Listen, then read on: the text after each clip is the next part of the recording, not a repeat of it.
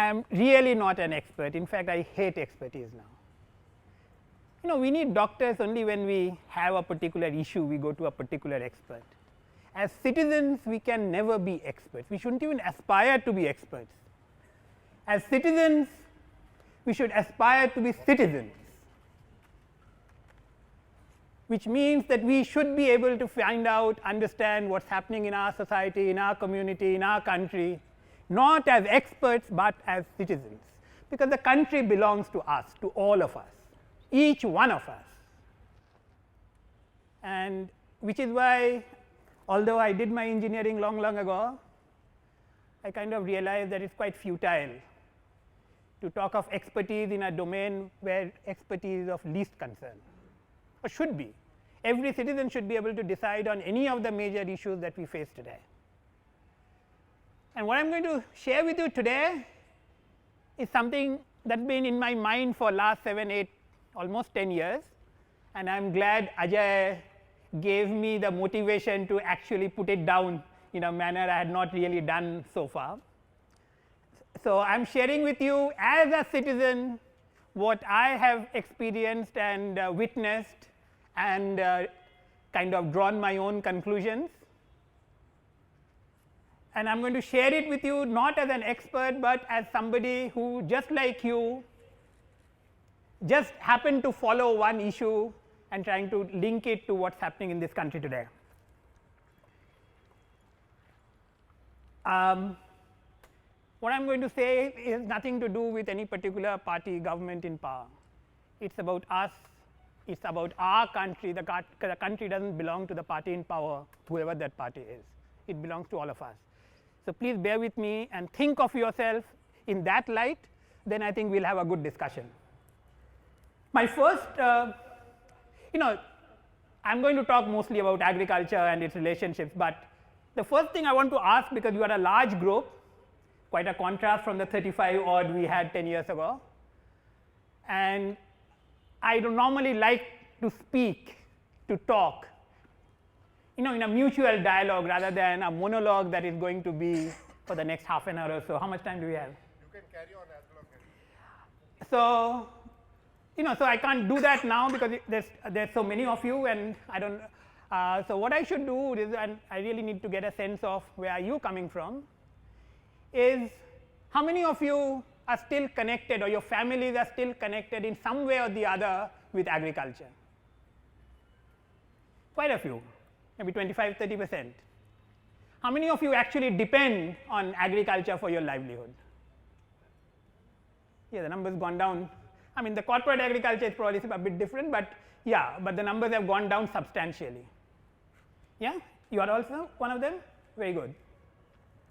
The question is why?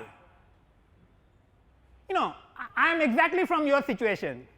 My family left agriculture perhaps 200 years ago. We have been in Calcutta for 200 years now. So we have been one of the early urbanizers in India. The question is, while most of us have left agriculture, and I wonder how many of you would like to go back to, or actually have a plan to go back to agriculture? Seriously, or it's a kind of an aspiration that may or may not happen? Yeah, because what I am going to say is not so much about what's happening in agriculture, because then I'll have to speak as an expert on agriculture. I am going to share with you exactly like you are, because I am exactly in that same situation. What I have felt, what I have seen, because last 10 years I have seen agriculture very closely, much more, quite apart from theory and books, because I've traveled through a lot of rural India in the last 10 years. And therefore, yeah, this is the challenge. Since most of you are urban, and most of you won't be engaged in agriculture in any way, so I wanted to show you the other side, which is the industrial urban India or the world. Most of these companies are global, in fact all of them. All of them have a presence in India. Can you think what's common for all these companies? And they are just an example, because they are They just came to my mind for one reason or the other. What's common? What's common for all these companies? Yeah? All of them aren't. I mean, Flipkart wasn't. I mean, Tata is an Indian multinational who now owns Jaguar. They're all overseas companies. I mean, like I said, Flipkart isn't. Flipkart was started, it moved out for another reason. Reaching many people. Yeah, reaching many people. Yeah, they are large companies. Transportation? Transportation. I mean, there's only 2 of them, I think, or 3. Singapore. Technology oriented. I mean, nowadays, I mean, every company uses technology in one form or the other, even the communication companies. Yeah? Commercial organization. Yeah, they are of course companies, so commercial organizations. Yeah? They are related to us in a variety of ways where we deal with it daily. Yeah, consumer goods? Yeah, consumer and a sort of. Yeah, so that's how we can relate to it because they are meeting some consumer needs or the other. But what in my mind struck was that all these companies have had problems doing business in India in the last 5, 7, 10 years. All of them. Tata, India, one of India's most reputed multinational, purchased Jaguar and Land Rover, manufactures it in China, but never thinks of starting it in India. Singapore Airlines, which was the original partner of Air India 30 years ago, left and have struggled to find a foothold, and now with the Vistara and the Tatas are trying to barely make a connection here. Flipkart, you know, we all feel proud, at least I felt proud that this is one of India's most valued company, $14 billion the merger, the sale from Flipkart to Walmart. Flipkart moved out of India in 2012.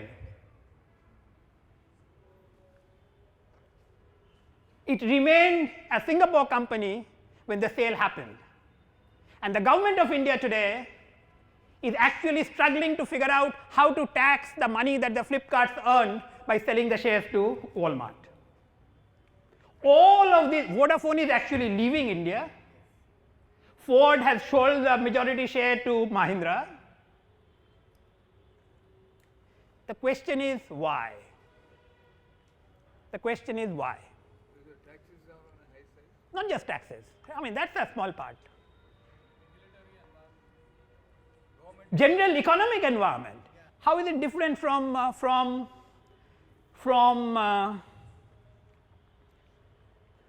what I am going to say is that this environment that corporate India faces is almost exactly the same that agriculture has been facing for decades. This is how I got interested in agriculture particularly. That this is not, in my view, and that's what is my main thesis today, that in my view this is not an accident.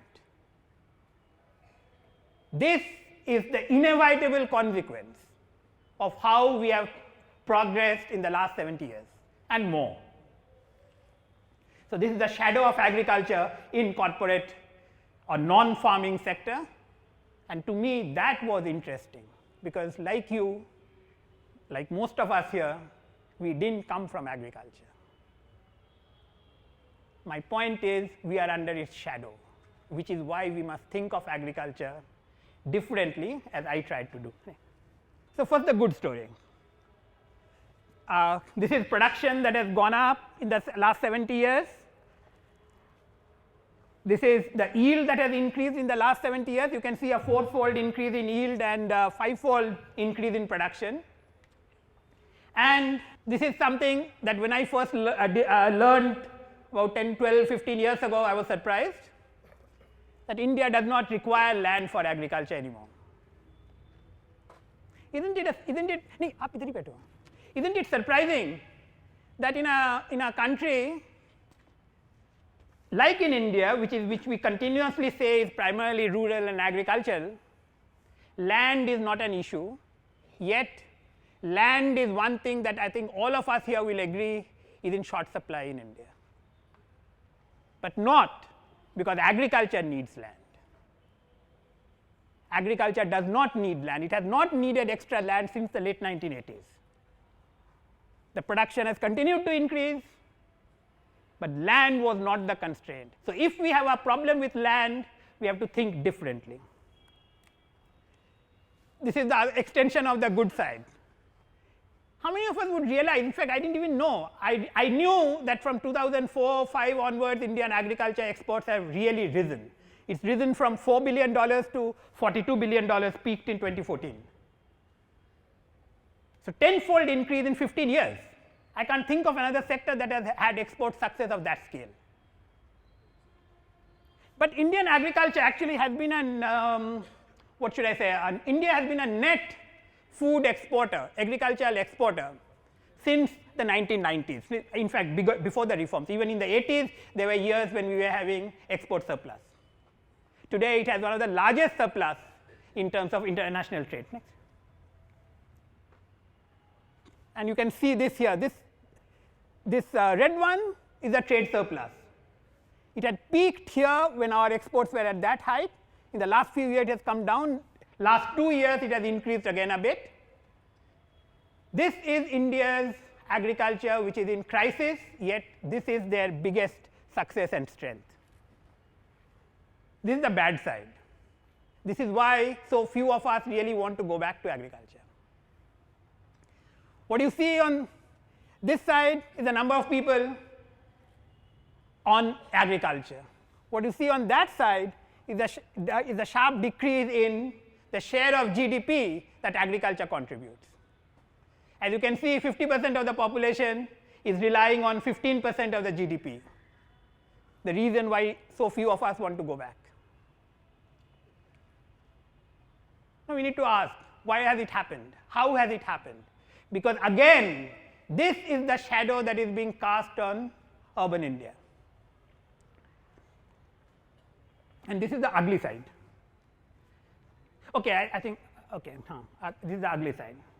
Today, we are a major producer in most things in the world for the simple reason we have one of the largest agricultural land. Our agricultural land is larger than China's. I mean, only a country that has a larger agricultural land than us is US and Canada. Brazil, yeah, but yeah.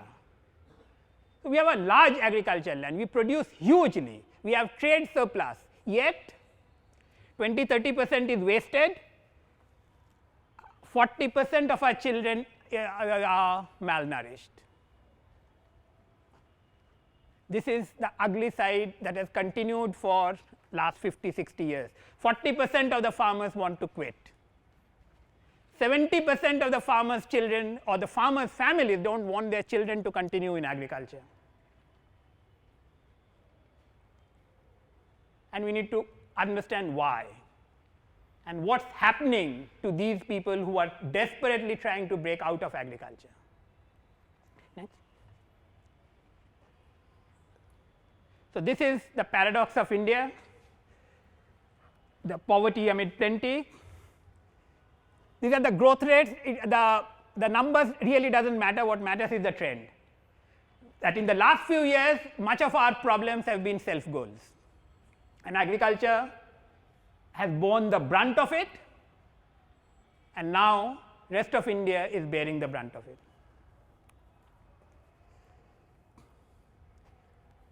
These are some of the pictures, and because of this crisis that all of us are familiar with, the angry, frustrated farmers.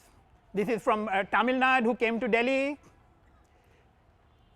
milk farmers in Maharashtra, vegetable farmers in Madhya Pradesh, land and the tribals in Gujarat, in Odisha. The onion, that is an issue even just now as we are talking about. This is last year or the year before last. In all of this, our production is at a record. We are the world's largest milk producer. We are one of the largest onion producers. I think we are second next to China. Yet the farmers are paying a price for actually being successful. in the 1970s when I was in school, I know of people who would say India, Bangladesh and some other countries would have to be virtually written off. We would simply not be able to feed ourselves, neither would the world be able to feed us. We have completely, no one could have believed in 1960s and 70s that India would be able to feed itself. So, this is one of my first summaries, because I would like you to remember, because this is the thread that I am going to try and carry through all through. And the most important point, which is, and I am going to actually share with you why I really became interested in this issue, because I can't think of another country, another major economy in the world which has developed economically, politically, socially, and has kept agriculture in poverty as we have done so far. Historically, surplus from agriculture has provided the input, capital as well as raw material for industrialization.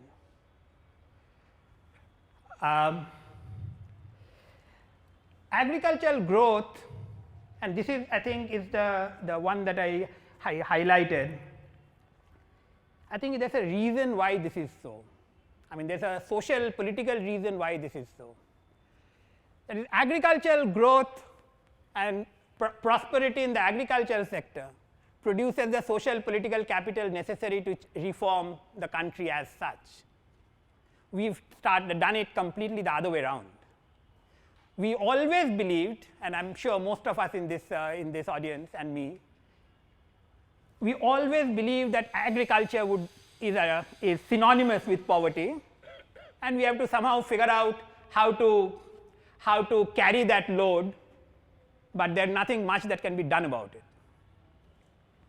Agricultural growth is actually the foundation on which social economic change is possible. And I will tell you the example of the country that has recently done it in our lifetime, and which might come as a surprise. Instead, what we have done is every government intervention has added the burden to the farmers and agriculture, from various land laws, essential commodities, APMC and dozens of others. Last 10 years, 15 years, we have had a flood of policies. The UPA 1, UPA 2, in fact even before UPA, NDA, Vajpayee NDA, and now the Modi NDA. We have had, every few months we have a new policy to deal with a particular problem. Sometimes it's a disaster, so we have insurance.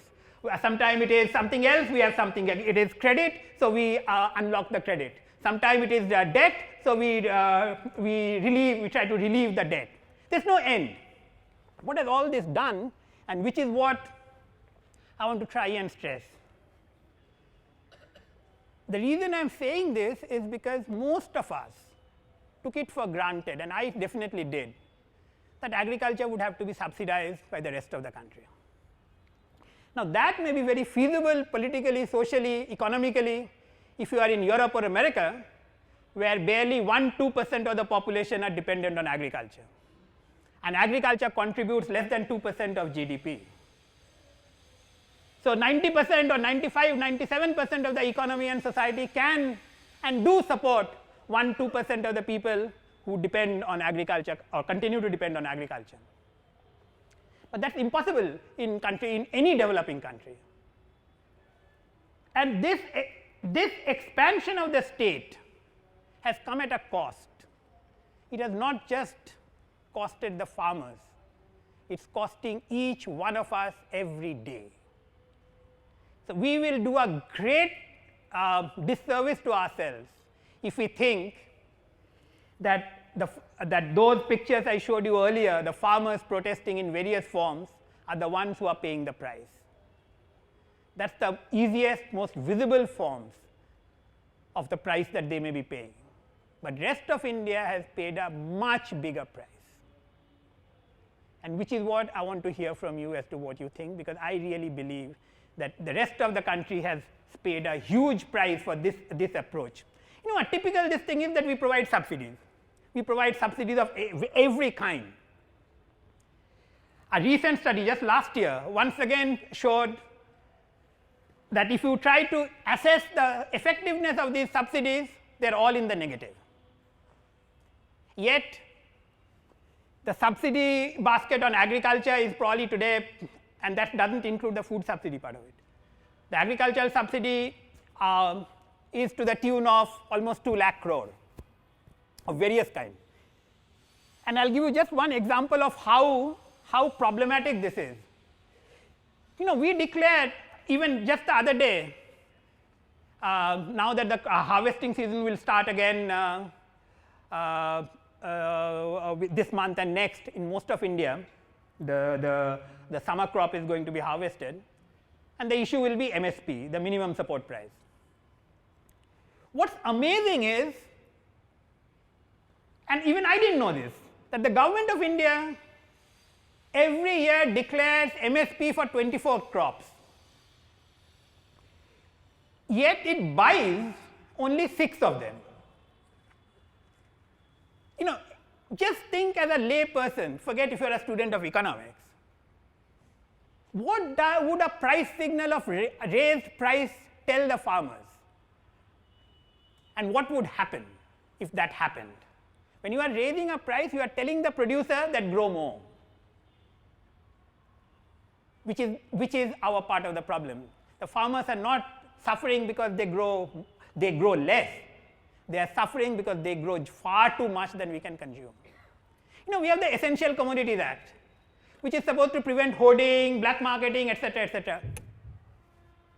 Would you believe that the government of India is the world's largest hoarder of food grain? 70, 80, 90 million tons in some years? The largest hoarder of food grain. When the government of India's own agencies say that we barely need more than 20, 25 million food, rice and wheat primarily for our PDS system, etc. Why are we hoarding? Because those are the 2 crops, rice and wheat, which is purchased under MSP, and 90% of food procurement is about that. We have destroyed Indian agricultural market. We have not helped the farmer, but we have done it in the name of helping the farmer, because most of us, including me, that is what we believe, that the farmers needs help. We have virtually destroyed agricultural market in this country by this kind of pricing policy. The result, what we do with export import, and onion is a classic example. Because all of you would have seen that every 1 or 2 years, the onion prices go up and down hugely. In Delhi, it had touched 80 rupees this summer. Just 1 month ago. So what does the government do? It stops export and opens import. And what would the farmer do? They were expecting a higher price.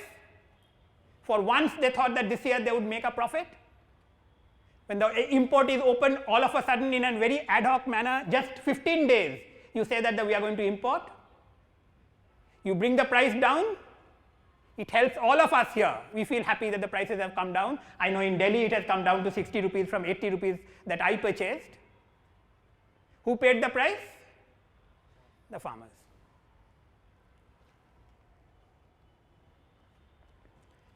To me, this is the fundamental aspect of a problem that we are facing.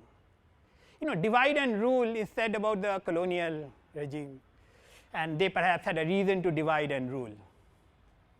But we have divided our country in a manner we can't imagine.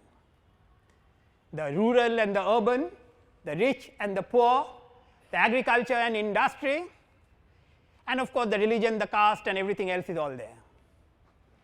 We have fundamentally divided Bharat and India.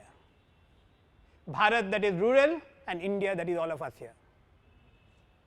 And we have done it all with good intention, I am sure, because none of us ever, or very few of us ever, questioned or challenged policies that has gotten us to this point. That these are all for the benefit of the farmers, whereas we have secured the maximum benefit for ourselves. And I'll actually show you how that is. This is something about the agricultural subsidies. I mean, I already showed you some of the headings, but this is the actual quantum. And there's a recent last year, Ashok Gulati and others had produced this paper where it says you look at the subsidy ranking, effectiveness of the subsidy. Agricultural subsidies are at the bottom. Agricultural research and extension is one of the top, and that's one of the top because that requires least funding and maximum return. What that number 328 shows is that for every 10 lakh rupees spent, that's the amount of benefit, human benefit that you will get in terms of number of people coming out of poverty.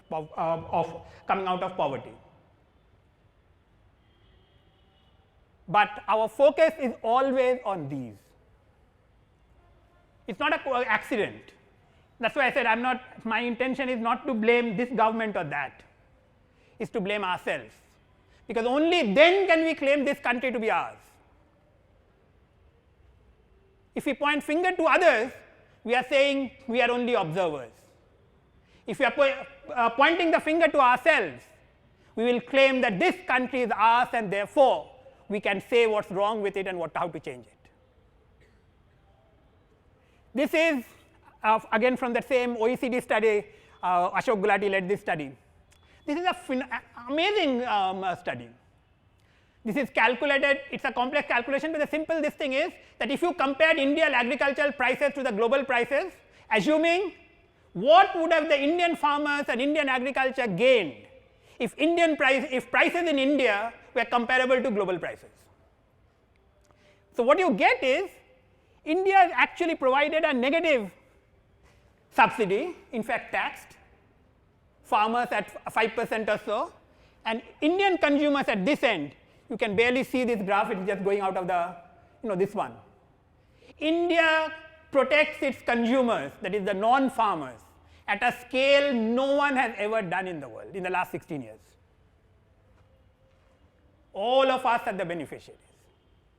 And we point finger at them that the farmers can't deal with their problem. We are the burden. It's got nothing to do with this government or that government, this leader or that leader. It's to do with us. This is another side. The reason I put it in red is to tell you India's production rank, and this tells you how far behind we are in terms of productivity. Why is it? You won't have to be a rocket science to understand that. Yeah. Can you explain the previous slide a little bit better? This is a number of, I think they did about 40 odd countries. They tried to study which segment is supported by the state or the government the most, in what manner. So on the producer support estimate is that how to the extent farmers are getting positive support or negative support. So we are in the negative support, we are among the three. I think Vietnam and Ukraine. This red bar is India, I don't know if you can see it from there, but the three countries that have negative support for agriculture, despite all our talks and the lakhs of crores, in fact 2 lakh crore of agricultural subsidies. Net, if you compare it with the price of Indian agricultural produce compared to the global ones, that is the assumption is if Indian agricultural price were the same as the global price, which it ought to have been. Just think, so many of you have, in fact all of us in this audience have mobile phones, right? I don't know how many of the phones that you have are manufactured in India. Apple has been struggling for last 5-6 years to come and manufacture in India without a success so far. But the price of the phones that we have here is not much different from the price that is there globally. Yeah, I have a Chinese phone and the price in India is the same as the price in China. But in agriculture, because of this negative support, farmers are losing out on price every day, and the beneficiary here are the consumers. There are 4 countries at this end, which includes Kazakhstan, United States, Ukraine and India. Ukraine is on both sides. Look at United States. United States supports about 12% support to the consumers. It supports farmers at the same level, United States around 10%, which means it's equalizing the two. It's paying one side from one side of the pocket, it's paying the other side from the other side of the pocket.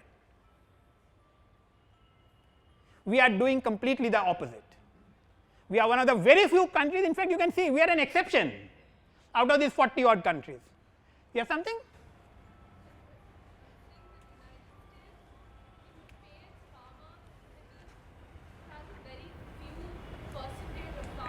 True. Whereas we have 80% people in agriculture.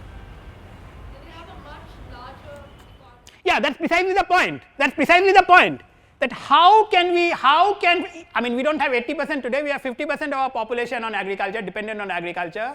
How can that be supported? But what have we done? We have done exactly the opposite. We are the ones sitting here who have secured most of that subsidy and the benefits and the protection. The issue of onion prices is not about farmers, the issue of onion prices are for people like us.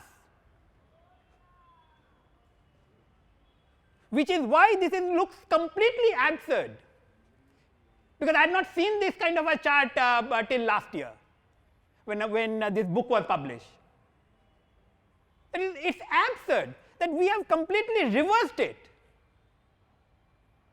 Being a large country, it's something impossible, and this is the consequence that agriculture has this problem. But my point is not that agriculture has a problem, which all of us in this room reading newspaper, television would know agriculture has a problem. My point is we have a problem. All of us here have a problem. If all those companies are struggling, it means the economic opportunities, the employment opportunities, the investment opportunities are hardly there. And nothing to do with the last 5 years. It's been the same for the last 20, 30 years. And which is the outcome? Our productivity is so low precisely because we cannot afford to invest, because there is no money to invest. 1991 is a big day for all of us, at least for me, because I saw both sides. Because 1980s when I came to Delhi, I had to wait for 4 years to get my telephone, because we didn't have the money, my wife and I, we didn't have the money to get the instant telephone, which instant meant 15 days. Today instant means virtually instant, right? You go to a mobile shop and get your SIM charged within a matter of hours, 2 hours at most, but 15 days.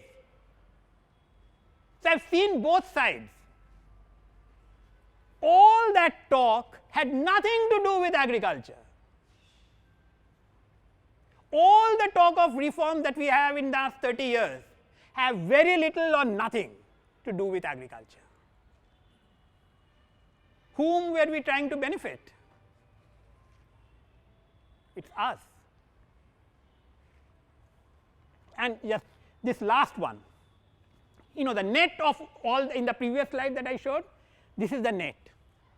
That in the last 16 years, Indian farmers would have lost a potential income of 700 million, or in their terms they said it's an implicit tax, because that income was taken away from the farmers because of the kind of policies we have had for 70 years. 700 billion. Indian economy is virtually a third, 1/3 or 1/4 of India's current GDP. It is an amazing number that they came up with. So these were some of the maze of laws that we had. I already mentioned land acquisition and essential commodities. There are 12 odd acts and the various policies that have come up even without the acts, which have virtually strangulated agriculture.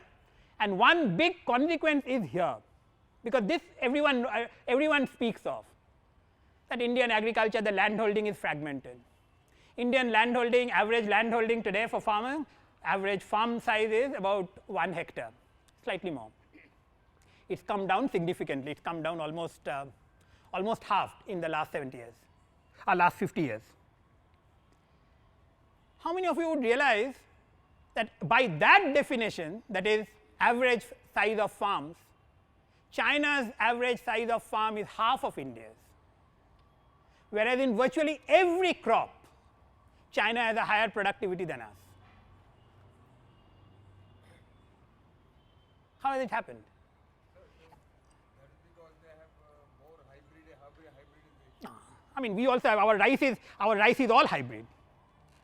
You know, the point here is, apart from the productivity point of it, what is costing here is here. You know, land is the prime capital. It's one of the 3 basic factors of production: land, labor, capital, right? We have a pathetic capitalization of land. 6% of immovable property in rural, 5% in urban, which means a poor country has locked up 95% of its capital in assets that generate no income or very little income. In developed countries, it will be 40, 50, 60, 70. In northern Europe, it's 70, 80%, but the land is capitalized. What do you mean by capitalized? That is land, you know, I mean, I'm sure many of us would know it from the non-land sector, that more and more we are looking at products which we don't really buy, we buy services. You know, so for instance, the finance minister said Ola and Uber is costing the automobile sector. Whether that's happening or not, that's beside the point, but what the interesting point to me was that to the extent Ola and Uber and all the taxi services are reducing our own need to own a vehicle, we are reducing our own investment in a capital asset. Because a vehicle, if we own it, all of us who own vehicles would know, we barely use it 10% of the time. We don't even rent it 99% of the time, which means it's a locked asset. A poor country like us can't afford to lock up capital. Rest of the economy is trying to release capital by transforming their economy in this manner that households in various forms of capital goods, people don't actually have to buy it by downright payment. It will be a lifelong, and I know my brother who was in US who could spend his whole life without owning the house. And in fact, I know some of my more, I mean Ajay might agree, because he knows, understands account more than I do, I will ever do actually, that many of my friends have now told me that in India it is futile, in fact it is self-defeating to own apartments and houses. You can get it at rent at a cheaper value. So you unlock the capital. This is where 95% of Indians are locked up. It's not that they don't have asset, it's that those assets can't be capitalized. How many of you, you know, there were few who would like to go back to agriculture, but let me remind you, if you want to, and this is particularly relevant in the context of all that we have heard in the last few months on Kashmir. You know, the one issue that in Kashmir was 35A, Article 35A, supposed to have prevented others from buying land and property in Kashmir, right? If those of you here who have no family connection to agriculture, you would not be able to buy agricultural land anywhere in India, and as far as I know, only in Tamil Nadu. The Tamil Nadu is the only state. You can hear. Here, non-farmers? Yeah. Okay. So, the Telangana would be another. In the hill states like Kashmir, whole of the hill state. Kashmir is at one end, Himachal, Uttarakhand, northeast, including Darjeeling. Outsiders cannot buy land without special permission. Even in Aruku, in Andhra Pradesh. Yeah, those are tribal areas. Yeah, in tribal areas, apart from tribals, you can't buy land. Yeah. Yeah, if you own it, of course, then you inherited it, that is your legacy. Yeah, but when did you buy it? Did you get it as an agriculture? When did you get it? Yeah, so then you have to see United Andhra. Yeah, I don't know what's the had a similar like Tamil Nadu. Yeah, so then you are in an exception. You are in an exception. You can't. I'll give you an example. Amitabh Bachchan. Anyone here who has not heard of Amitabh Bachchan? Yeah, he's a farmer. Why did he have to become a farmer? Because he wanted to buy an agricultural land in Maharashtra, he had to show that his family were farmers in Uttar Pradesh. Just think what would happen if that was the case, that how many of you from Hyderabad who are from Hyderabad or who have come from outside? I came to Delhi from outside. No one asked me whether I can buy an apartment or not. No, I am sure no city in India prohibits you doing that. No farmer can do it, which is why we have a land problem. 40% of farmers want to quit. Our agricultural land is surplus, but those who want land for agriculture or for other purposes, they cannot get it because it cannot be transferred. And this is important because land is the primary source of capital, particularly in poor countries. So, the whole plethora of laws, regulations that we have had, limiting trade, restricting access, technology, another one that we have been debating, and I directly witnessed to it for the last 20 years, and I will come to it a little later. Would you like to take up one of them and give an example? Yeah, I am coming to the example. I am coming to the land I already gave you.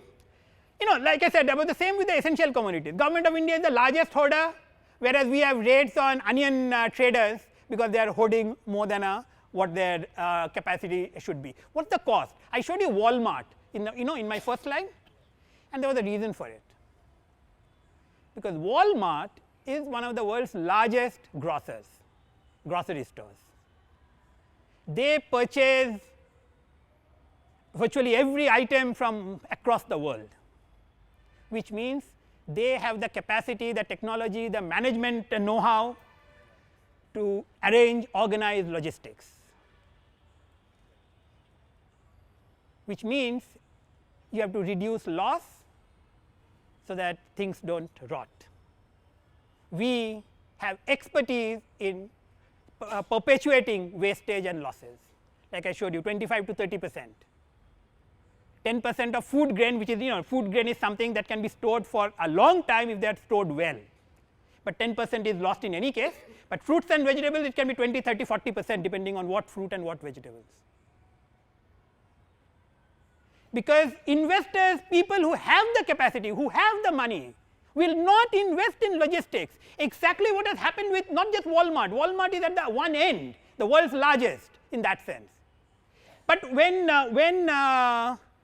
ask these people who did with Reliance and with Airtel, Bharti, and with Birla More, etc., etc. People, the corporate sector who have set up these grocery stores. How many of them have invested in logistics, particularly storage? No. And I asked them that how are you doing it? Because they said it's too risky. You have to rely on district collectors' wisdom to decide, when he can decide that whether there is an emergency and therefore Essential Commodities Act should be invoked and go down seized. Which business will function in that manner? We brought it on to ourselves, which is another one, a very big employment generating sector, food processing.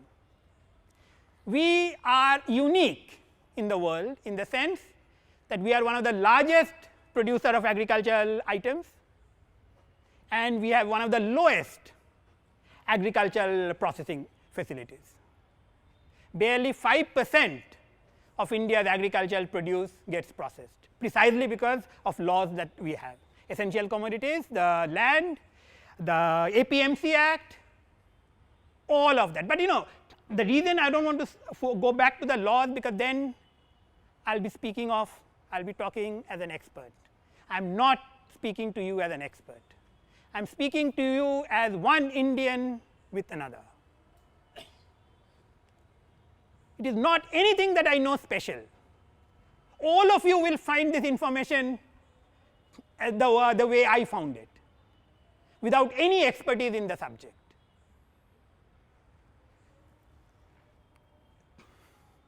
So, this is the news. Farmers are committing suicide because of this, not because of what we are told that they have debt and they have all the other problems that they have. Let me give you personally my most favorite and my direct experience with agriculture 20 years ago with cotton. After Green Revolution, that is after the 1970s, the Green Revolution of the 60s and late 60s and the 70s were primarily rice and wheat. We were struggling to feed ourselves. So, rice and wheat was the prime need. I do not know if any of you remember in the first graph that I showed you about production and land and productivity, etc., I had drawn a vertical line. That line was 1965-66. I know there are some of you here, including me, who were born before that, but 1965-66 is important for us to remember, because that was independent India's worst 2 years in terms of agriculture.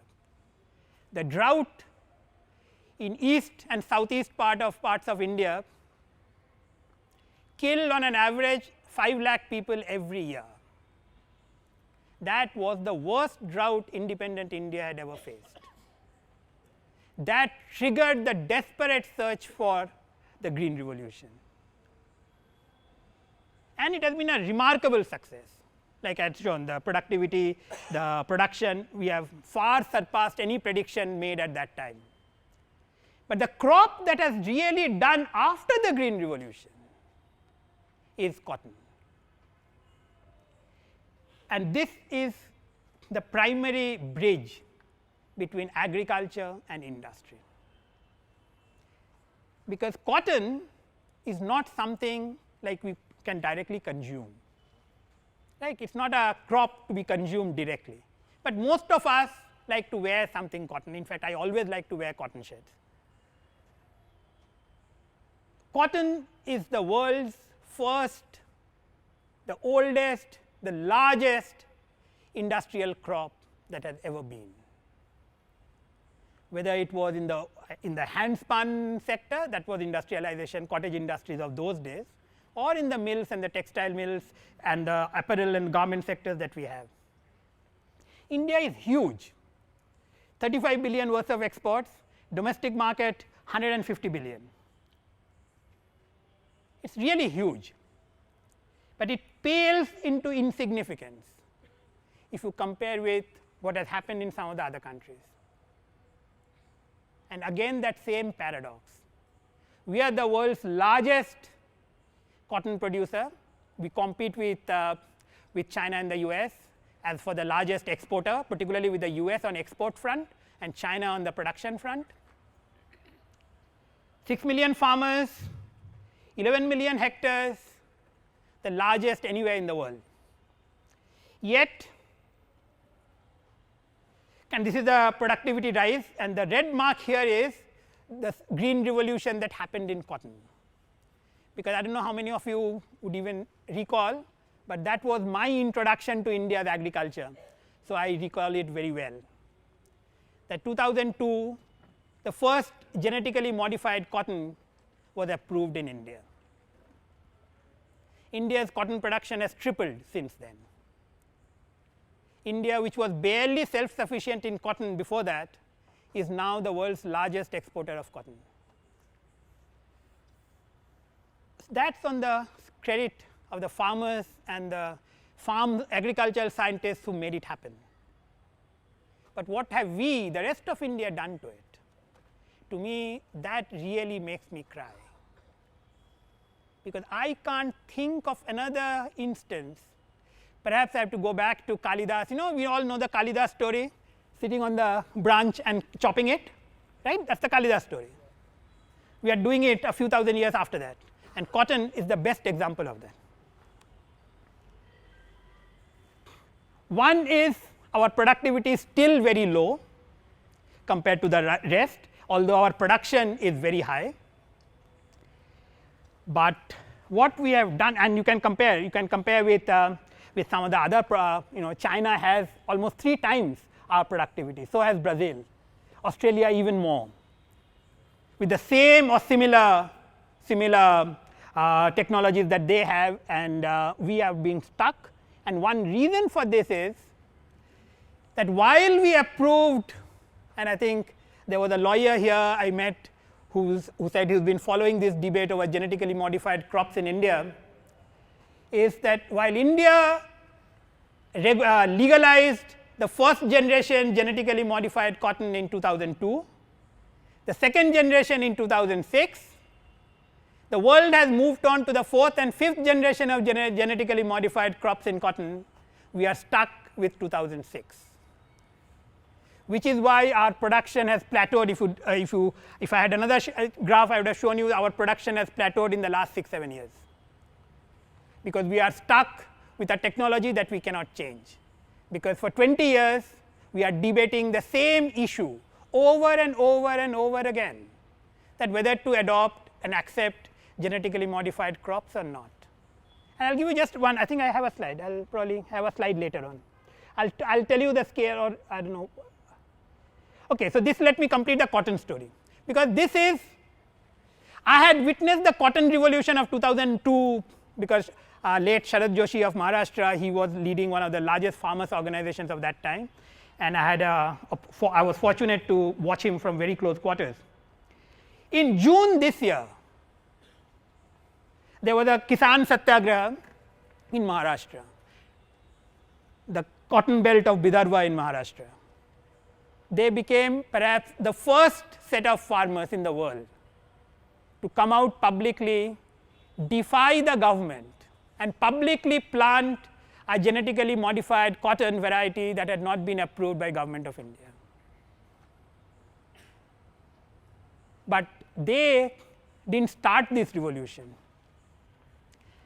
The revolution has been going on for the last, this is in Akola district, where on June 10th this revolution happened. They are displaying their cotton seeds, the seeds which the government does not want us to have. This was the sowing on 10th June. This is how the farmers got around to sow it on their own in view of the police and the presence. This is the crop last year. The buds have just come, and to the cotton farmers in Vidarbha, this is the world's most beautiful flower. We are expecting it in the next 2-3 weeks. The reason why I am interested in this, like I said, is because we need to understand cotton to understand the relationship between agriculture and industry, because it is a completely false divide, like the divide and rule policy, which has trapped us into an industry versus agriculture, urban versus rich, farmers versus non-farmers, urban versus rural. Because cotton is perhaps the most effective bridge to understand what has happened to us. Industrialization powered by agriculture is actually a story of cotton primarily. I know I have been trying to look at this, I have been trying to read a lot of agricultural history and economic history. I can't seem to find one major country in the world, not United Kingdom or England, not United States, not Germany, but you could say that they industrialized 100, 150, 200 years ago. They began that process then. But the countries that did it in almost my lifetime, first one that did it was South Korea. Just look at this. South Korea, we don't even relate it to cotton as one of their main items. 5% of their 8% of their 5% of their GDP, 8% of their labor. That is in one of the world's most advanced countries, the country that can virtually compete with Japan as the most industrialized country in Asia. That is the significance of cotton, but one could say that happened in the 1950s, 60s, 70s. The countries that have done it now is China, and doing it, that is, China is actually at the end of that cycle. The countries that are doing it now are Bangladesh, Indonesia, Vietnam. They are the ones who are bypassing India, in fact going ahead of India. In next 5 years, it is predicted that Bangladesh would have a per capita GDP higher than India's, driven primarily by cotton and the textile industry. Amazing that how Bangladesh, let me tell the world story first before coming to Bangladesh as such. China's agricultural share of GDP is 8% out of a $14 trillion economy. Their agriculture and food sector is larger than India's total GDP. And we talk of China as the manufacturing capital of the world.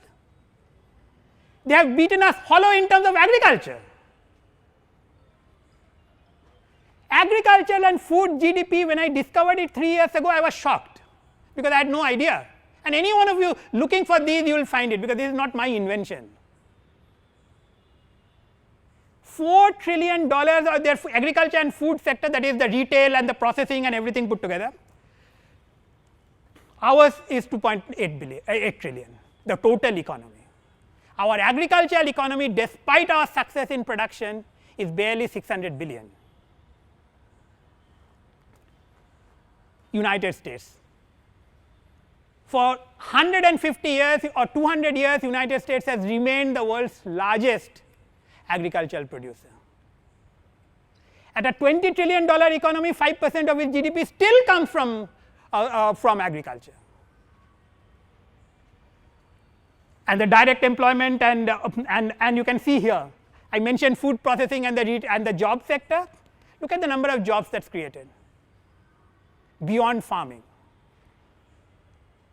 We have virtually stifled our, that's why the title of the talk that I gave you, that we have stifled agriculture, which is easy to understand. Which is not so easy to understand and not really recognized is that a consequence of that is that we have stymied our economy as such. This is the China story. These are Chinese factories. The scale is, of course, we don't match anywhere. But more than the size of the factories, this is the important part, most important part. China started economic reform in the 79, 80, 81. And its first 10 years was primarily agriculture. China's agricultural trade, agricultural food processing, agro-related industries were all opened up first, because they had very little industry to build on. India had a much larger industrial base than China at that time. This was China. That base helped them capture the world's manufacturing by capturing textile and garments. That was China throughout the 90s, that was China's single biggest success. The high tech that we see today, the mobile phones and all the rest, they all came in the last 15-20 years. The first decade was primarily agriculture and beginning of textile, and the second decade, as you can see here, that share of the world textile apparel exports doubled in less than a decade to 21% in 2003 and peaked at 31.9% in 2013. That is their scale of industrialization powered by agriculture and primarily cotton. That created jobs, that created growth, that created everything else. Yeah. This is the ecosystem. I don't want to spend time on this. Is the ecosystem on the farm to production side, to the industrial side. And what's interesting that has happened is just last month, the latest genetically modified crop, again the first one that was cotton, a new development has come. An Indian scientist, I forget his first name, Dr. Rathore, in Texas, in United States, for 25 years was researching on cotton, primarily on how to make cotton seed edible? Cotton seed, we do not eat cotton seed. We rarely use cotton seed oil for cooking except for some exceptional purposes. Reason is, cotton seed has something which cows and goats can eat, but humans can't. This scientist figured a way, an Indian scientist working in Texas found a way to take that hazardous item from the cotton seed. And his claim is that if we can make cotton seed edible, cotton being one of the world's largest commercial crops, a significant chunk of our malnutrition and other such problems can be dealt with if that becomes edible. But which is our tragedy, he does not see any hope, and I do not see any hope that how this will come to India, given that we are still stuck in 2006. Yeah. Okay, so this is the production part of the process. We will jump. Bangladesh. I am even more interested in, although I visit China almost every year, but I am even more interested because emotionally I am more connected to Bangladesh, because I am from West Bengal. So, we share a language and culture which is common on both sides.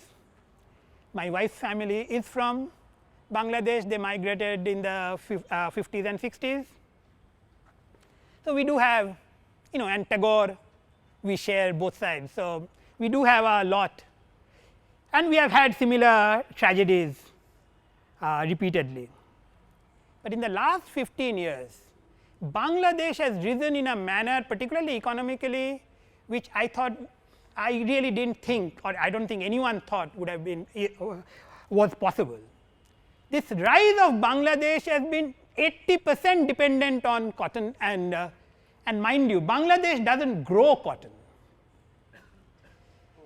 Bangladesh, like we know, all of you in the south, particularly the coastal belt of India, traditionally had been known for textile, not cotton.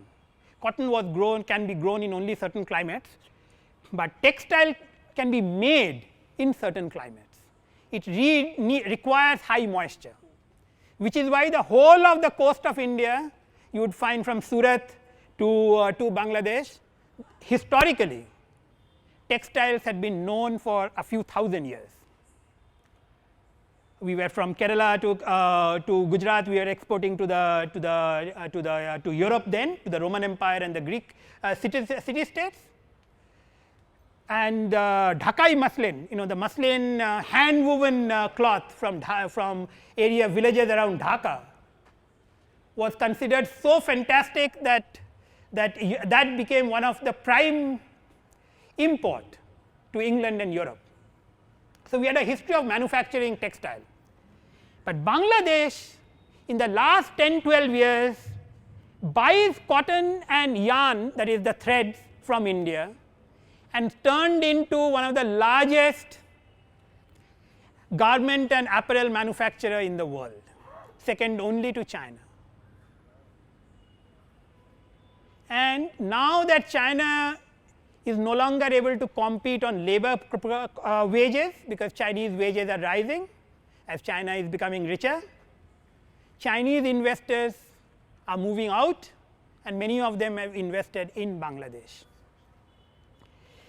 The 82% of their export is coming from garment and textile. They have become specialized garment and textile without growing cotton at all.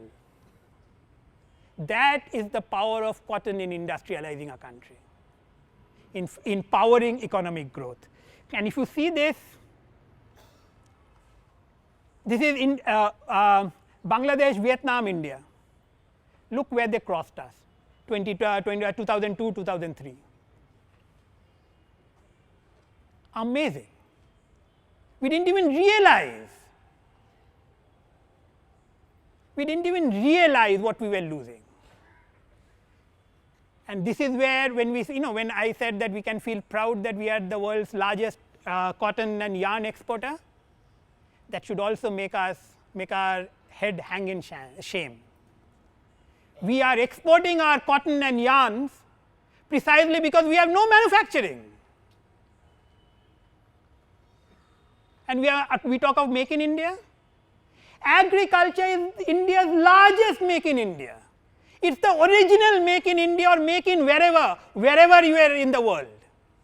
There can't be any more original make in India than agriculture in India. But when we talk of make in India, have we ever thought that agriculture to it? Even I didn't. That's the price we are paying. Yeah. Okay, I'll skip. These are just numbers in one this thing. You can look at the scale. China, exporters of clothing, 157 billion. Bangladesh 32, India at half, 16. If we are wondering why there is no investment, why there is so little jobs, this is the story we must understand.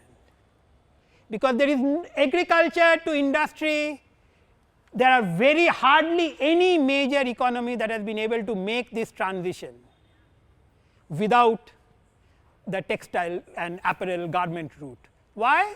There is a very simple reason. Because that continues to be a labor intensive industry and the skill level that is required is much lower. You really do not require high tech knowledge to be able to enter that manufacturing, which is how Bangladesh has captured it.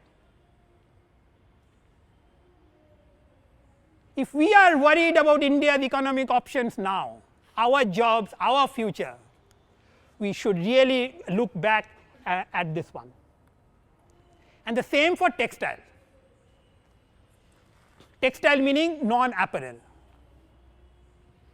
China at the top, India here, and Bangladesh does not even exist because Bangladesh has very little manufacturing for textile. Vietnam still has some presence. This is India's tragedy.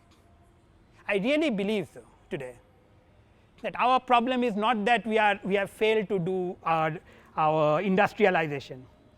Our problem is this. Contrast this with sugarcane. We are the world's second largest producer. We produce 50% of what Brazil does. Our productivity in sugarcane, unlike cotton and many other crops, is almost global standard. You know what has happened to our sugarcane? Even I did not know this, so there is no shame in acknowledging it. Even I did not know this till I started thinking about it, meeting farmers who are actually growing sugarcane. Can any one of you think what has happened to our sugarcane? How much do we export? Cotton, we are the world's largest exporter. What has happened to our sugarcane? We are the largest producer, second largest producer. What do? We are the largest consumer, no doubt. We eat a lot of chini, yeah, from sweets to chai to coffee to everything. What have we done?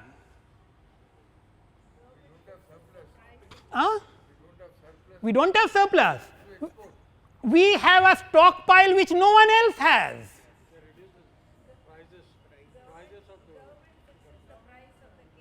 Correct. One is the government decides the price of the sugarcane, and unlike rice and wheat, which the government, that is the Food Corporation of India, which buys it, in case of sugarcane, it is the mills that are legally bound to buy it. Correct? So, what has happened? So, government says we give no subsidy. In one sense they does not, but what has happened? Government decides the price have gone up, production has gone up, stockpiles have piled up, the prices, domestic market, the prices have fallen.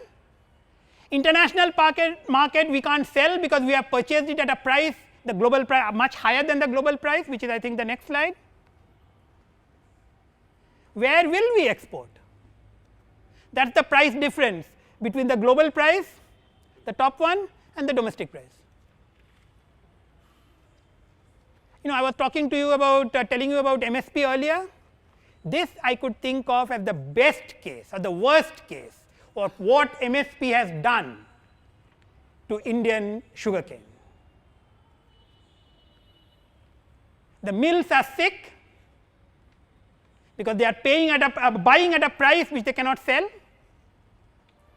This year they have gone to the government and said that you have to pay us to hold stock of 4 million tons because that can't be dumped anywhere. Government is saying we will give you a subsidy and give you an export quota to be able to export at whatever price you can. And for a poor country, a primarily agricultural country, at least in terms of population dependency, sugarcane is on the verge of becoming the first crop in India for which the government wants to pay the farmer not to grow. Something I used to read about in the 1990s or 80s about Europe, that they pay the farmers not to grow. But in Europe, with 1% or 2% or 1.5% of population dependent on agriculture and similar on GDP, 95% of the economy can support that extravaganza. What are we going to do here? We have destroyed sugarcane, and I really can't think of a way by which we will be able to come out of this. The mills are now dependent on the government subsidy. The exporters won't export unless they have subsidy. The farmers will continuously demand more subsidy in order to survive in sugarcane. And worst, sugarcane is a water guzzling crop.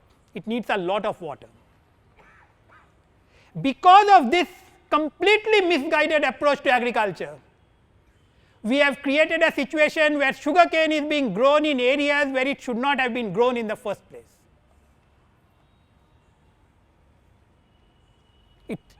For instance, in Maharashtra, I am told sugarcane occupies about 4-5% of area, but bulk of its water.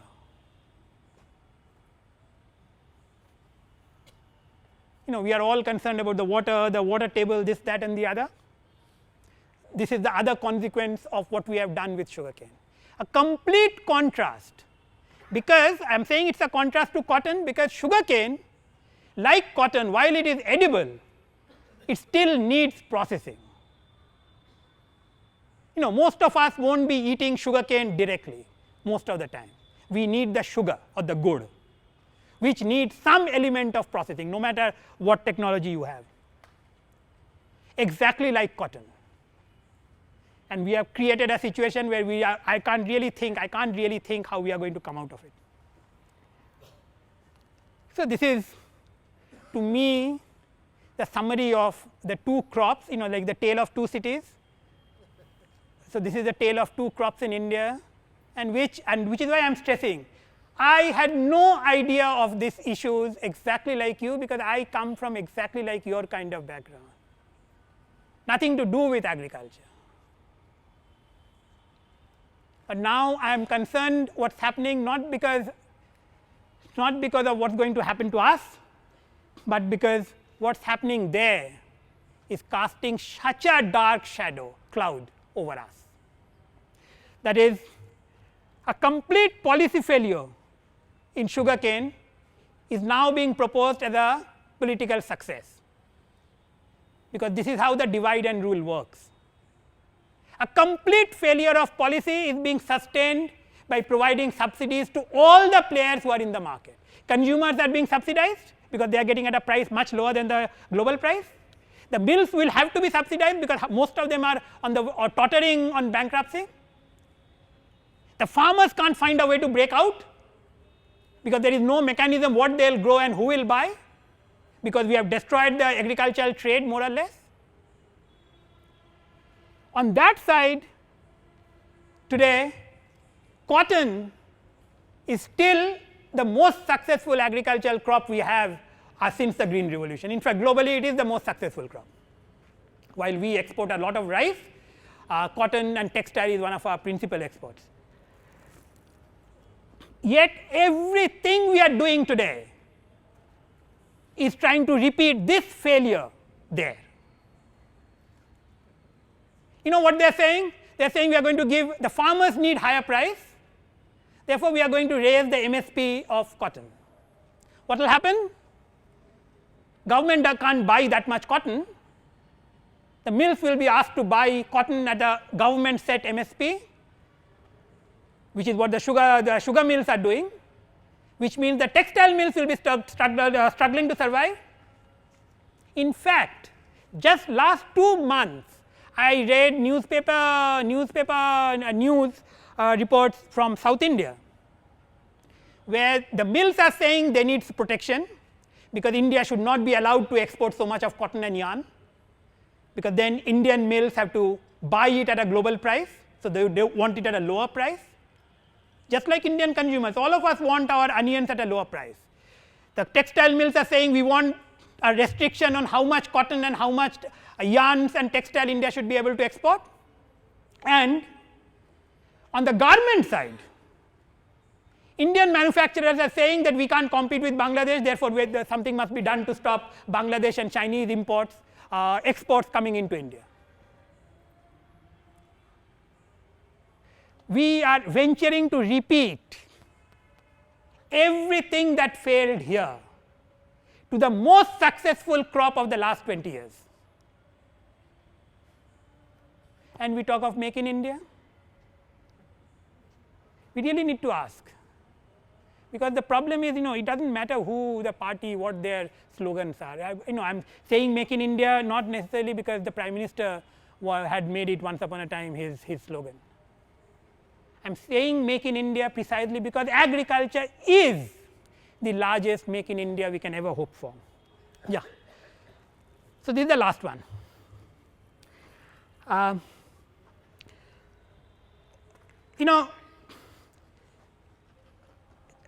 already mentioned it once before, so this is, I do not have to say much on this, that I really think future of India is dependent on future of Bharat. This divide, all the forms of divide that we see, Bharat and India, rural and urban, agriculture and industry, rich and poor, Hindu and Muslim, the upper caste and the lower caste, all these divides that seem to be manifesting and growing and seeking to engulf all of us are a consequence of our failure to recognize how we have divided us, and our division started here. The more economic challenges we face, greater the incentive to divide us further, which is why I said I am not speaking to you as an expert. I want to speak to you as a citizen of India. I want to recognize all of you as an equal citizen of India, to reclaim this country. This is our country. Agriculture is the largest private sector in the world in India. There is no private sector as large as India's agriculture. And we talk of private sector and ease of doing business. In the last 5 years, we have jumped 50 ranks in the World Bank's ease of doing business. All those companies are either do not want to come to India or are trying to leave India. What about agriculture? Agriculture is India's largest private sector. Agriculture is India's largest Make in India, the original Make in India. There is no country in the world that has grown without freeing the farmers. The best example, not just China, China we could say communist country, a different history, blah blah blah. The country that really attracts, if you really want to follow this, I would suggest is to know more about New Zealand. New Zealand is a small island, 2 islands primarily in down south, right, below Australia. New Zealand, a Western European heritage, was one of the poorest Western country in the world. Western in sense of culture and language, etc., religion. But economically, New Zealand was one of the poorest in the 70s and early 80s. They had their Big Bang reform in 1986, started with agriculture. And what has happened? Can you believe, I can't really, I feel like tearing my hair. New Zealand exports dairy products to China 10,000 kilometers away. we are just across the border, we export nothing. And if you are in dairy business, you would know, or if you know anyone in dairy business, you ask them. Milk prices in India for the first time in the last 2-3 years have been on the declining. In Gujarat, the milk capital of India, right? Like Punjab and Haryana, our grain capital. So Gujarat is the milk capital, the Anand revolution. The most successful dairy cooperatives are unable to buy the amount of milk that is getting produced. Farmers in Gujarat had never faced this situation in the last 30-40 years, that the prices have been declining.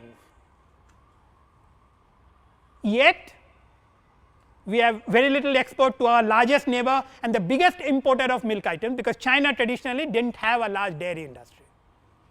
This issue of lactose intolerance. China as a population genetically is susceptible to lactose, and therefore, they did not really have a dairy industry till very recently. This is how we have strangulated agriculture, and as a consequence, we are strangulating India. And that to me is my submission to all of you. We are locked up and we need to find the key. We are locked in our mind, and the key has to come from us, from each one of us. Thank you. Good evening, sir. So let me begin by saying that this was the best Manthan that I've been to. And secondly, sir, in the light of the kind of we had increased our supply to a level where there is no demand, and then that ultimately led to price drop and all of the problems that followed later. And subsequently to this, do you think farmers, if they are given genetically modified seeds, the production will still continue to rise? The water capital will continue to rise, but then the demand is still very small. So that will in turn lead to more loss. Generation before me would remember in the 60s, we had a ship to mouth existence. The American ships, if they didn't come, you would starve. So green revolution had to happen, and it happened almost 7-8 years after the first hybrid wheats had come in Mexico, Norman Borlaug's revolution. So it happened quite late. That's what I'm saying. The issue of production is not production as such. The farmers are producing as much as they can. They can even produce more. Our question is, we have bottled up, where will that production go? For instance, onion. Just think of this. Onion is a very good example because it hits the headlines every 2 years. Onion, we are the second largest producer, therefore periodically we are one of the largest exporters. But by that ad hoc policy that I said, like this year again they said we are going to stop export because the prices have risen domestically. Indian traders have lost half the global market because their traders in other countries say that they cannot rely on India,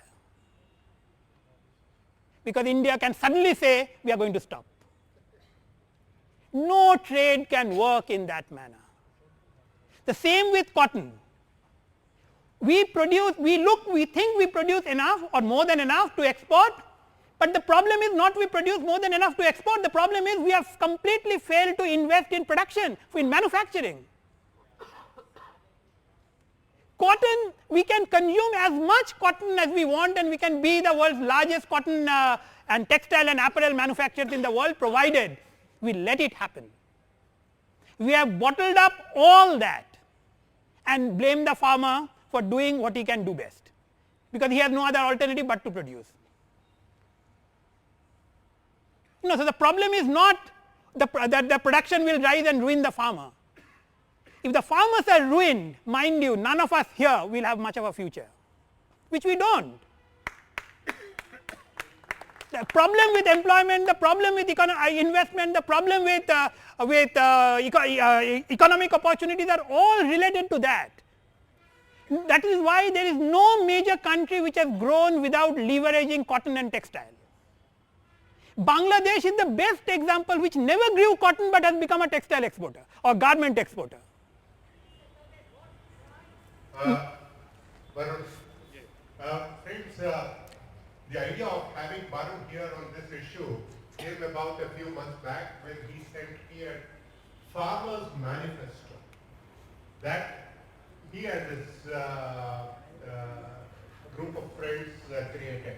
I read that and he asked me to subscribe to it, which I did. And I thought that was a phenomenal call for freeing up the farm sector.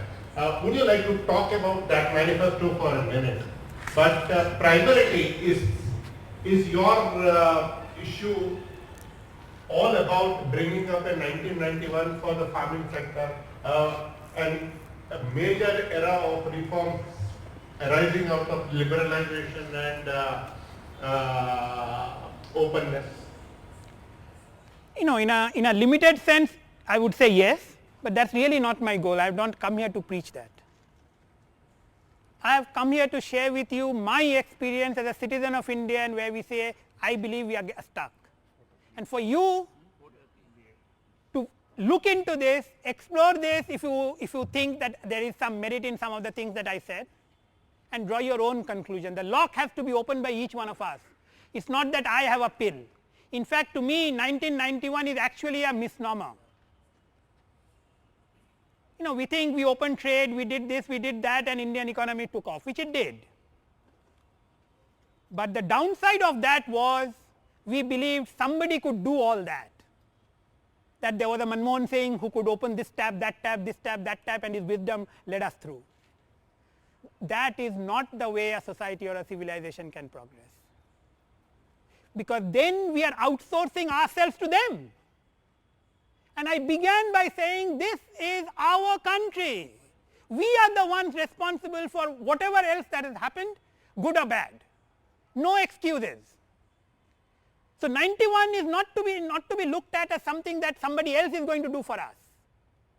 And I can assure you that if it happens, there will be some benefit in agriculture, but our economic problem and social problem will only become more serious, as it has become in the last 30 years, particularly the social problems.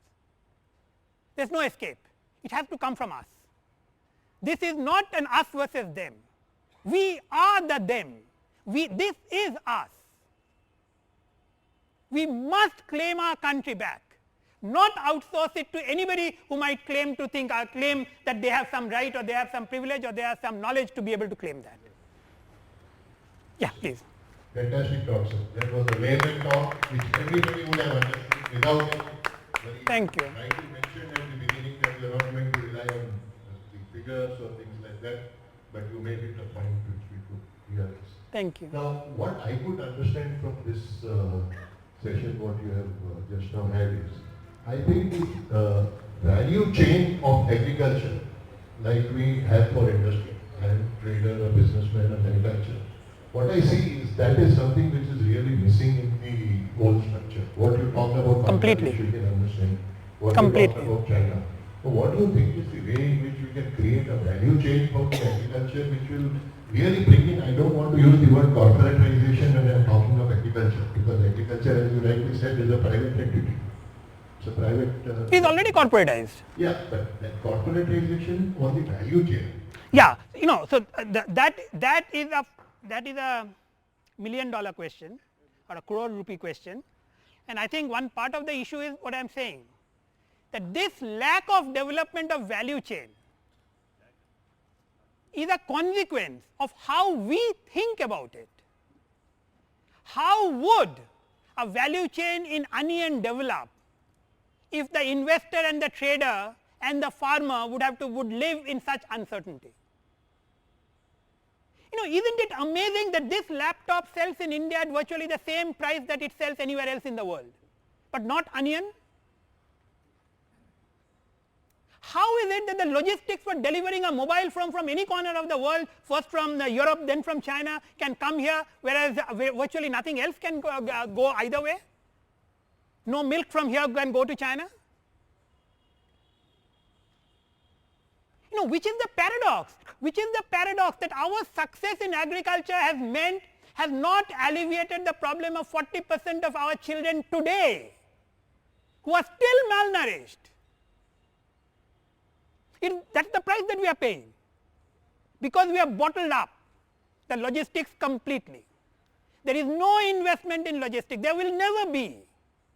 In fact, these corporate walas have told me that they rely on these local power brokers who set up cold storage for the larger corporations. Why?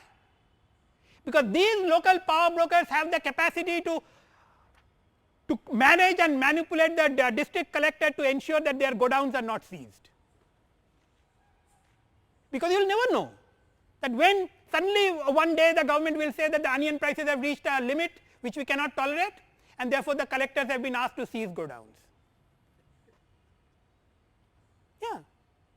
And which means that corporatization is not happening. What we are having is the mafia and the cronies who have entered the logistics center, and got nothing to do with, mind you, I may have many things to say against the current government, but I am not, this has got nothing to do with this government or that government.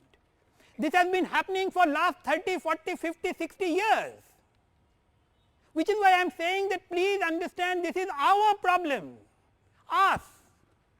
This lock is in our mind, like it was in my mind, and this key has to be found by each one of us. There is no alternative, there is no alternative. I really think there is no alternative, which is why what Ajay said, that the manifesto that we drafted was not so much aimed at as a policy reform for the big shots in the government, although we did give it to many people. This was our attempt to engage both with the farmers, because some of the people involved in drafting that were farmers themselves, particularly from Maharashtra, and to me after 3 years, this is perhaps personally my first experience of coming out to share my thoughts with a completely urban group like you, which is why I said I hadn't thought of making this presentation but for Ajay inviting me here to Hyderabad. Because I am not making a presentation as an expert, I am making a presentation from what I have. This is my own personal journey. I would urge you to make, all of you to make your own journeys. Yes, sir. Oh, thank you, sir. I am from Anantapur, the largest jaggery market in the country. Largest jaggery market? Yes, yes. So what we do when the product comes to our market, we store 25% of the product in our machas. That's a storing point. That's why the rates to the farmers go with a good rate.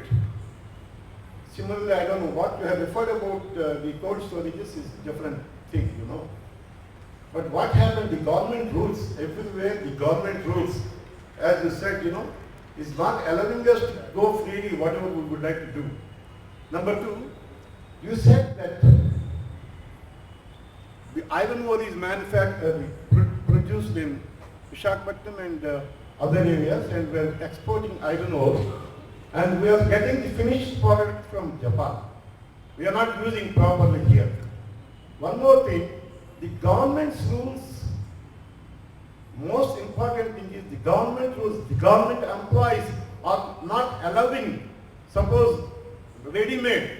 In India, 50% or 60% ready-made products are number 2. Ready-made products. You have to give, if you go to US, if our quota is over, these people are sending to Sri Lanka and other places. What I mean to say, sir, when we have the opportunity for us to manufacture, we have no problem for money, we have no problem for anything, but only government should give permission so that whatever we produce, we can again export it as a finished product. That's my submission. No, I can only say that if we are looking for the government to give us permission, Not permission, they are not allowing in the shape of bribes. Yeah, so that is an issue for each one of us, because the government I am unwilling to concede, because this has been my kind of interest for the last 15 years, and I have debated this point with many NGOs across India. I will not concede the fact that the government is not us. Government is us. If the bureaucrats behave in a particular manner, it is because some of us want them to behave in that manner. So this lock and the key is us. That's why I'm not in the business of name calling or blaming anyone else. And our manifesto was actually meant for that the farmers needed to realize, and we called it that the Bharat and India that we conceptualized, that was again done by Sharad Joshi 25 years ago, that we, instead of pitting one against the other, my purpose of coming here is primarily to see whether we can bridge the divides. Bharat and India, farming and non-farming, rural, urban and agriculture are just manifestations of that. To ask you that are you against this idea of a minimum support price, because hasn't it helped the European Union, their agriculture greatly, as well as the United States to some extent? Doesn't it give some security to the farmer that the produce will be bought?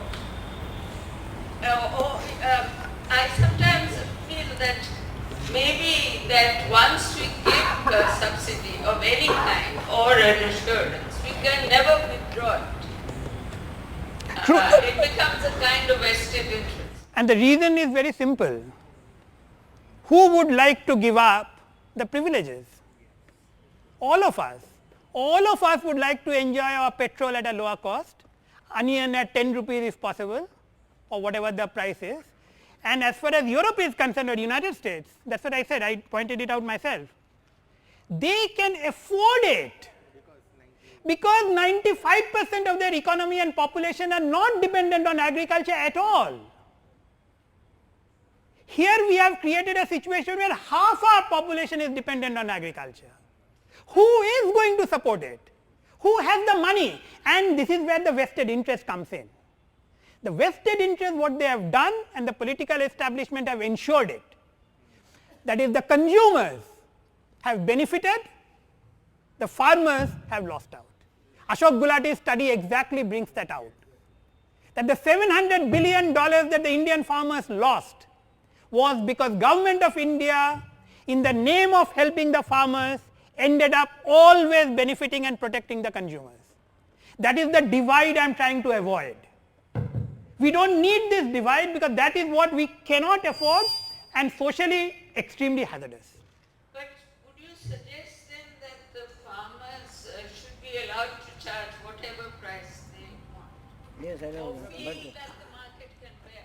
Yeah, I mean the farmers will, as it has happened with cotton, that the farmers charge what they can, because Indian cotton, in fact, I met so many farmers in Vidarbha. The only group of farmers I know of personally, who apart from all their hardships and everything else, whenever they talk of cotton price in the last 10 years, they feel proud that Indian cotton determines the price in Chicago. Who is crying? The mills. Who is crying? The garment manufacturers. And if their cry is heard, who is going to benefit? All of us.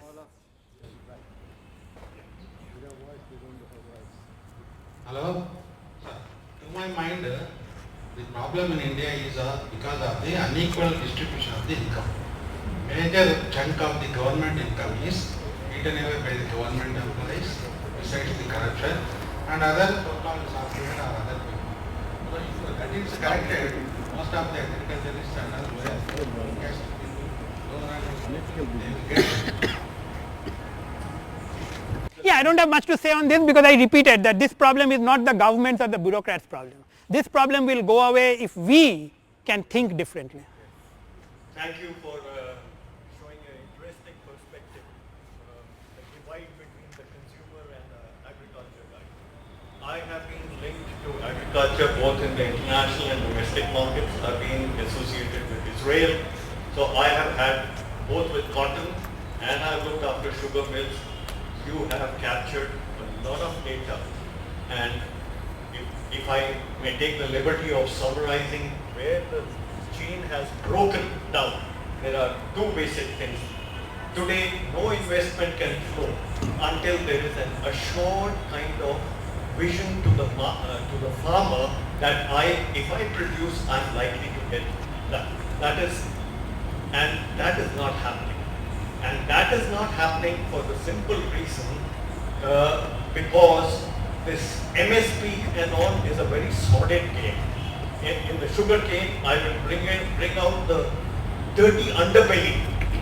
The state government, I am giving you old data, but it still holds good in terms of this thing. The state government would, the cost bureau would say 750 rupees per metric ton of sugar cane. The state government, the state politicians would pitch it at 1100, right? Now, there's a 10%, the best sugar cane gives you 10% juice. So, if you see the cost of raw material at 1100, it is 11 rupees per kilo, right? Plus the processing charges of sugar and all. So, it will automatically come to about 14, 15 rupees a kilo. 35% of the production of a sugar mill was picked up by the government at below cost of raw material. So the mills are obviously going to go into deep red. Now, it doesn't bother. Who are the owners of the mills? Exactly. They are the rural politicians. Correct. And they get money for the stocks of sugar which is lying from the cooperative banks. So who puts the bill if it's lying and sugar absorbs moisture? And after some time, it will be unfit. So who absorbs that losses? They will say, please write off the farmer debts. The money is going to the politician. Correct. Exactly. Likewise, the same thing with cotton mills and the nexus, the farmer nexus. MSP is good, but they have distorted the MSP prices to suit the cash inflows. This is the dirty underbelly of politics, industrial, call it whatever, and the sufferer is the farmer. And you can't expect the farmer's productivity to increase. We are at 25 to 30% of the best international productivity standards. Ours is 30%. And 35% of our produce gets farm to fork, it is lost. Now, unless we create end products, I used to go to the farmers, I've seen Nasik farmers throwing beautiful tomatoes into the gobar gas plant, dumping it. I said, why? He said, sir, we can't even recover the diesel cost of taking it to the market. At the same time in Pune, they were selling at 60 rupees a kilo. And this guy cannot get 50p a kilo. Correct. Now, where is the incentive for the farmer to produce? He says, sir, I said, what can we do? He says, sir, find out when my potatoes come, the prices crash. When my tomatoes come, the prices crash. So unless we produce a downstream processing units, which will stabilize the price of the raw material that is there, we cannot be, we will be in the similar doldrums. So the focus should be on downstream processing industry. Wherever it is, we lost our textile mills, went into deep red, they didn't modernize. Then they came up with modernization fund schemes. Too late, too little. And if you match, you showed us a beautiful picture of the Chinese this thing. And if you go to our Indian units, you can't stand 5 minutes within the department. So what I'm short and long and short is, until we produce our investment, the urban investors, unless they don't put money into the downstream processing units, which in turn will give some kind of a ballpark figure to the farmer, this is going to be a absolutely, it's not going to work. I agree. I mean, that is the divide and rule I was talking of. That we are dividing ourselves and we are accepting those divisions. My question is regarding genetically modified. In 2006 we had registered order. But my question for you is that the international market and intellectual property rights of the seed market, is it been considered for that particular issue? I looked into this because so many of my friends are in cotton farming. And even this year I had written something on this, that the price of seed in case of cotton is less than 5% of the total cost of farming. It's just 5%.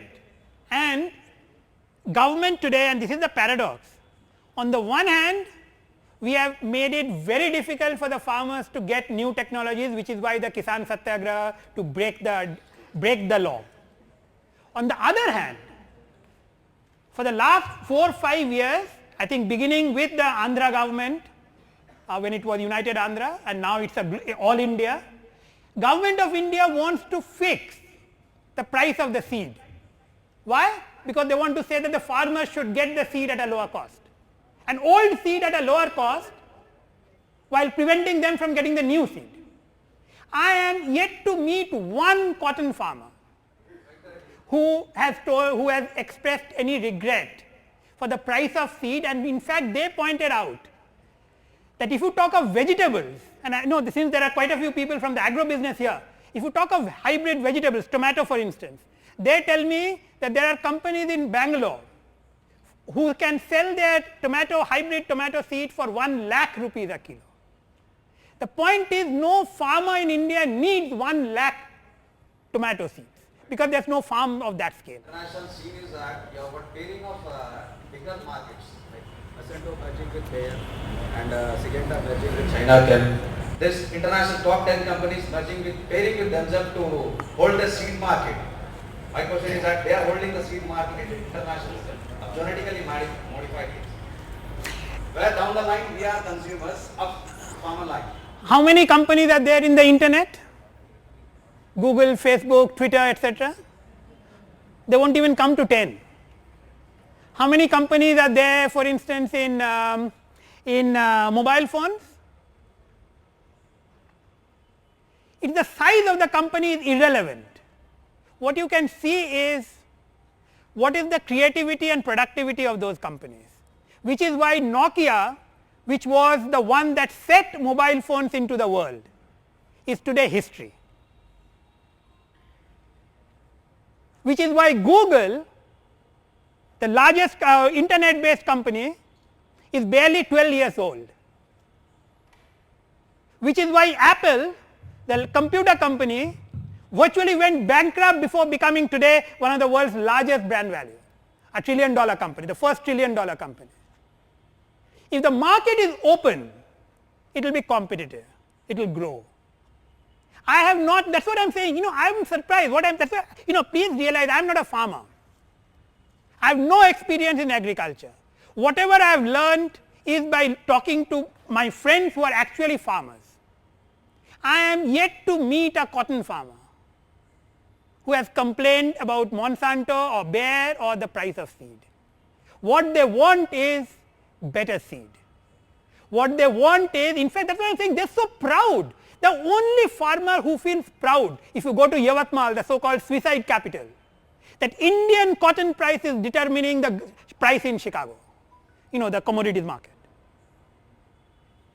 I am amazed. We must realize that. So can I throw some light on this? I think there are some more people, let's finish that here. Sir, we are giving price tag to every crop, sir, as well as we are forgetting our basic roots and ethics, sir. Actually, you said about cotton and as well as sugarcane. Sir, when we produce more sugarcane, more cotton, what about other crops, sir? Actually, wheat is not an Indian crop. Actually, when you was kid, what type of food you used to have in dinner, lunch? No, I mean Bengali food, right? Bengal food, what items? Like, sir, as I am Telangana, sir, I belong to Telangana, we used to eat ragi, jawar, that type of food we have, sir. Now I can't see that crop, sir. And we are losing our health by eating rice. Eating rice is an instant. Can you tell me why? Sir, Why don't you see the ragis and the millets and the jawars and all that? because we give the price tag to every crop, sir. Actually the opposite. Actually the opposite. The MSP has destroyed. The minimum support price on rice and wheat has destroyed all those other crops. If we are growing sugarcane, we are only growing sugarcane because of the price that the government is setting at 25% above the global price. So farmers will grow sugarcane. They are not idiots. Just like that gentleman there said that how the mills are collaborating with the government to capture the subsidies, and the mills are owned by the politicians in that area. Same thing is happening here. So, price is what, when it works, you can see it in the price of the mobile that you carry. Why is it the same across the world?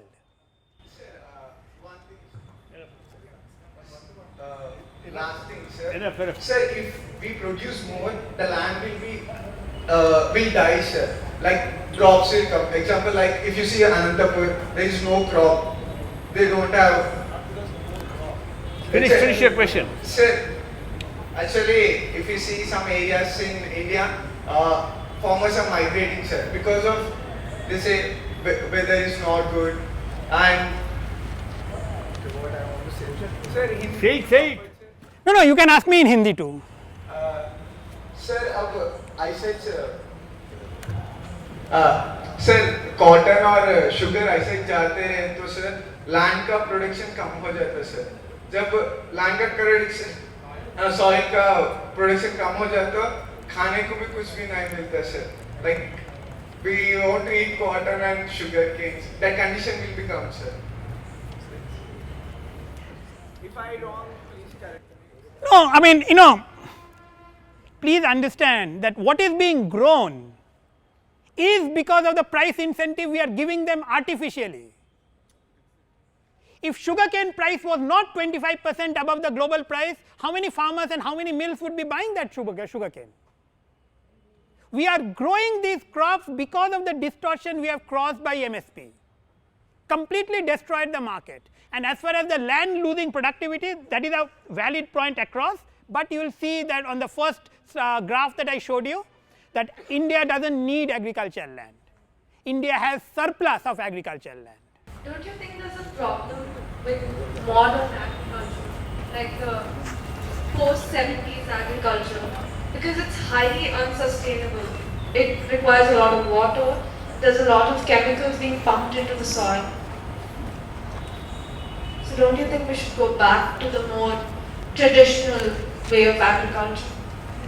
I agree to the first half of your question, but I don't think I'll agree to the second part of your question, because you are drawing a relationship which I think may not exist.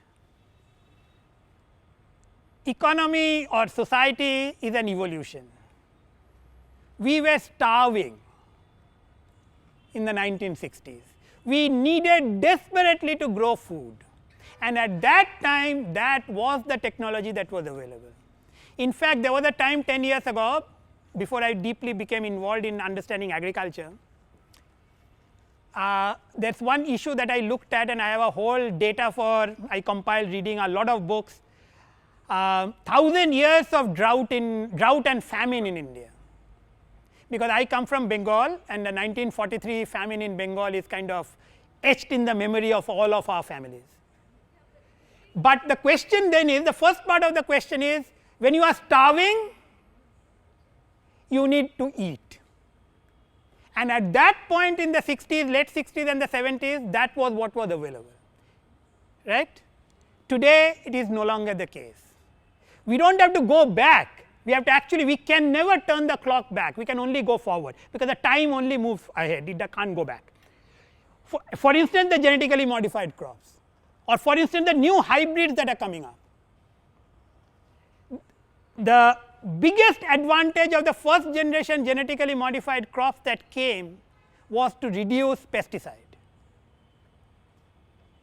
the chemicals. The second generation crops that have come is to add nutrition. And now third generation, not even genetically modified, but hybrid crops are coming which they say can tolerate drought.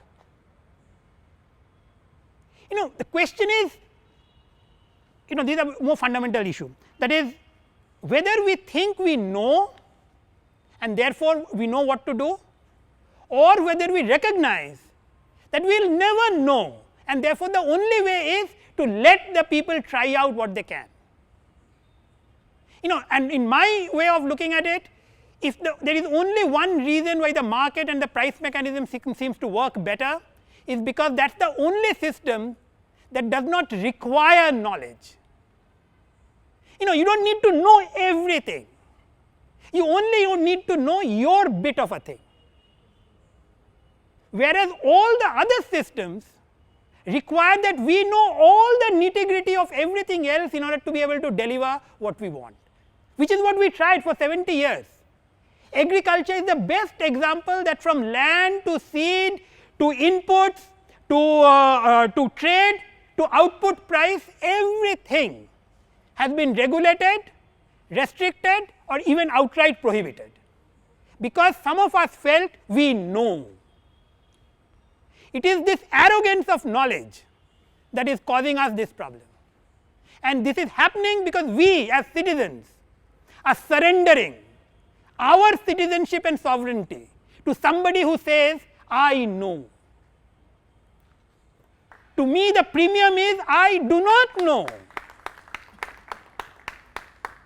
The market works only because I need not know. That is the only thing.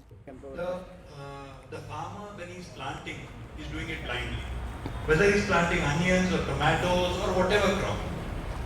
What happens is when the produce comes to the market, it gets flooded because everybody has planted the same thing. If the farmer knew exactly how much seed was sold, how many acres were planted, then he would be able to decide whether he wants to go in for onion or tomatoes or something else. But he doesn't know, he doesn't have the information. Just a simple thing, how much seed was sold in certain areas, that is all he requires. I think more than that. I do not think he requires a need about how much area, etc. What he needs is, and which is what across the world is, unfortunately in India that is highly distorted and regulated, which is the futures market. The futures market with the price mechanism tells you what the price is expected 6 months, 3 months down the road.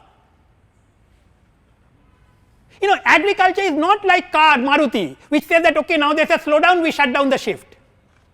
Agriculture is set in motion in a manner for the next 6 months, you know.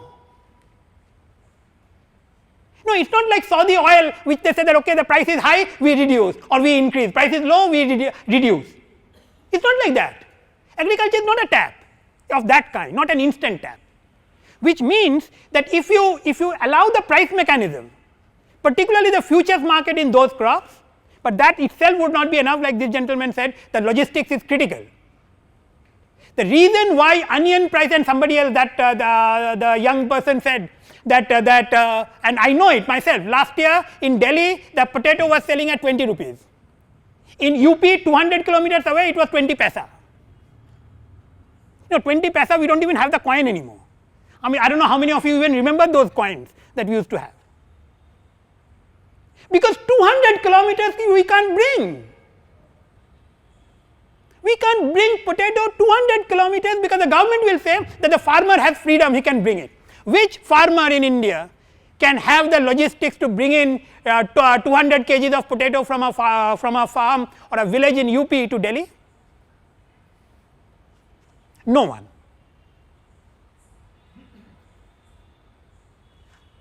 That is why do not look at the government. We need to ask ourselves why it is happening. What I am sharing with you is what I feel is happening, what I am seeing and reading and trying to understand. I might be completely wrong, which is why my willingness to engage, because if I am wrong on any point, anything that I said, and you point it out to me, I will go home happier, because I will know that I learnt a bit extra. I have nothing to fear. I have really nothing to fear, which is why I am willing to stick my neck out, and I said that I am not an expert, I do not want any of you to become experts. I want each one of us to become citizens of India, to claim this country as ours. That we can only do if we think for ourselves and not outsource it to somebody else. Because there are always these power brokers, like he said, who will try to capture, which is how all the subsidies have been captured by the power brokers. And by the power brokers, I do not mean the political leaders, all of us, which is why the consumers in India have got the highest subsidy according to that study of Ashok Gulati. We are the ones who are protected. So, we should recognize it. Liberalization of LPG reversal, to what extent that will contribute to our thinking? I mean, answer that question, then we can close. Liberalization of LPG, yes, probably will divert. We can discuss. We'll discuss after. Yeah.